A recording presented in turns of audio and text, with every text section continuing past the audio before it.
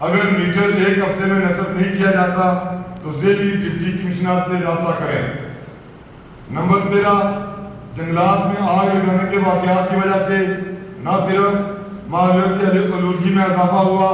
بلکہ محکمہ جنگلات کو بھی خاصا نقصان پہنچا ہے۔ ہر فرد اپنی ذمہ داری کا احساس کرتے ہوئے اپنے والدین اور بچوں کے نام سے اس مونسون میں درخت لگائے اور پانی کی قلت کے خاتمے کے لیے اپنے گاؤں میں تالاب بنائیں تاکہ زیر زمین پانی کی کمی پوری ہو سکے۔ نمبر 14، سہسا کے مقام پر جنگلات کے ڈپو میں لگنے والی آگ سے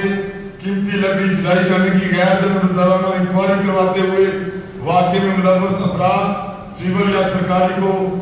قرار واقعی سزا دی جائے۔ نمبر 15، اگر 29 جون تک لقمان کی رہائی سمیت لوڈ شیڈنگ کا خاتمہ،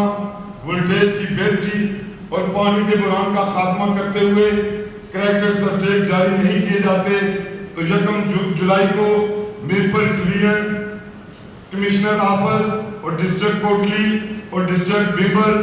کے ڈپٹی کمشنر آفس اور تمام تحصیلوں کے اسسٹنٹ کمشنر کے دفتر کی طرف مارچ کرتے ہوئے اگلے لائحہ عمل کا اعلان موقع پر کیا جائے گا۔ عوام الناس سے اپیل کی جاتی ہے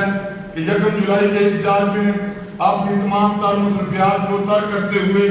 ناقص mobile service, low voltage, load shedding, پانی کے بحران سمیت دیگر مطالبات پر عمل درآمد کے لیے اپنی شرکت کو یقینی بنائیں۔ بہت شکریہ۔